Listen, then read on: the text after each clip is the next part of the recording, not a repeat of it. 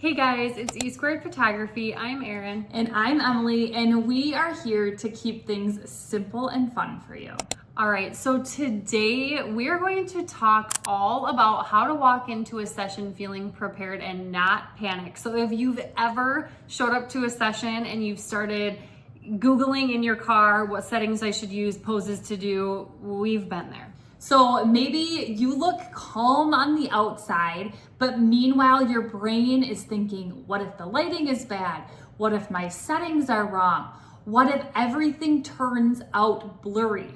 So keep in mind, prepared photographers are not photographers who never get nervous. They're photographers who have a system. Now, by the end of this video, our goal is to help you feel more prepared showing up to any session.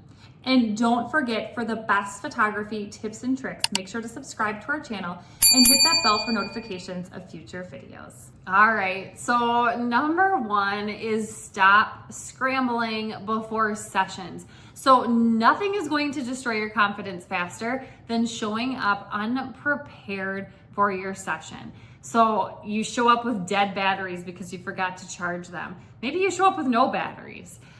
Maybe you show up with your SD card filled up and you can't remember how to even reformat it or do anything with it. Maybe your lens is dirty and you're so nervous you don't even have time to clean it. Or maybe you're forgetting some sort of piece of gear at home. So one of the things that has helped us is developing a routine. We have a routine the day of the session, things we need to make sure we have set aside, we have charged, we have reformatted our memory cards, we have cleaned our lenses, we've got everything put into one spot, and it's a routine, so we do it over and over and over again, so we're not missing an important step. And when we first started, we actually had sticky notes with a checklist of here's the things you need to remember, because we would space certain things. We'd show up to a session. This happened more than we'd like to admit, but we'd show up to a session without an SD card because they were still in our computer or whatever it might be. All right, the second thing we want to talk about so you are less stressed and feel more prepared is stop showing up hoping for the best or not really processing what you're about to do. Okay, so location stress, that's the biggest thing. So you arrive suddenly and suddenly there's a harsh sun or there's sunspots everywhere.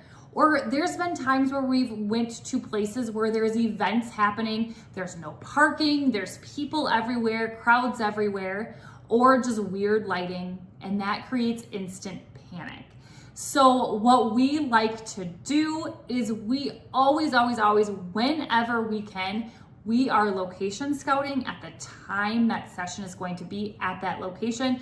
We're making sure, for example, if our senior boy wants football pictures on the football field, we make sure to ask him, hey, is there anything going on during that time during your session? Because there have been times where we've shown up to the football field with a full-on practice happening and we can't get on the field.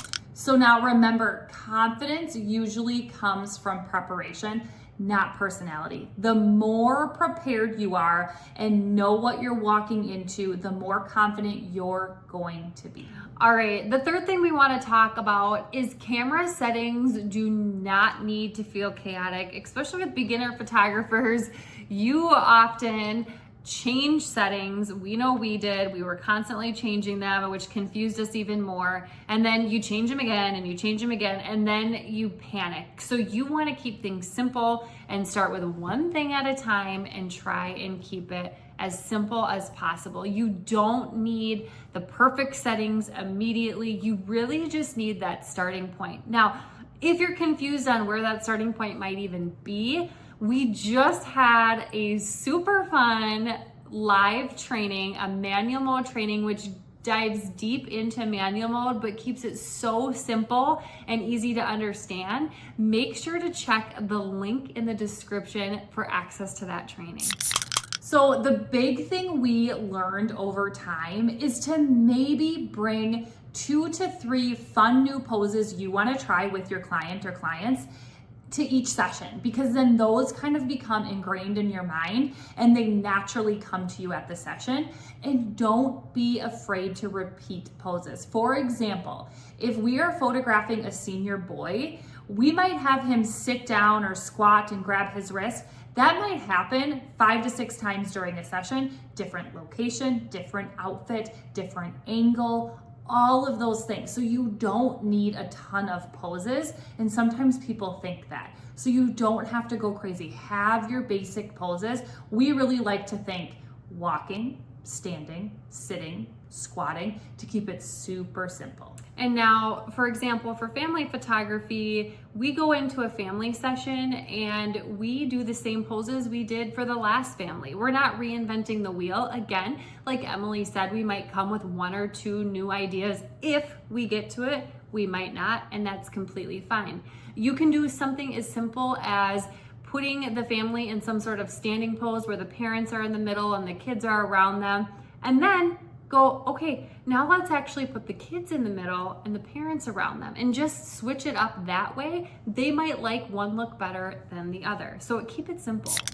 All right, let's talk about one thing that does not get talked about enough, especially with new photographers. And this is the mental side that nobody talks about. Because I think beginner photographers put so much pressure on themselves. You think, I should already know this, or everyone seems more confident, or why does this feel so hard still? But listen, you are not behind. You are learning a skill. And learning any skill feels awkward before it feels natural. And that's totally normal. So we've made, just so you know, we've made every mistake in the book, and that confidence did not come from magically becoming fearless. It came from repetition. It came from practice. It came from experience. And one of the biggest things it came from was education, and actually taking the time to educate ourselves, because a lot of what we thought we knew, we didn't know. So what we want to do is we want to invite you into our free Glow and Grow training to get you started. Educate yourself somewhere. So this is a natural light photography training, all about natural light, how to find good light, how to avoid bad light, all of the things.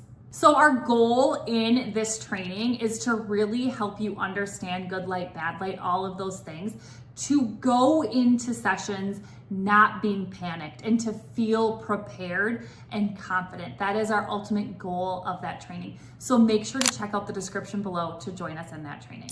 Now, we hope this video was helpful, and if you enjoyed this video, make sure to like, subscribe, and share with a friend so we know to make more videos just like this one. And we will see you next week.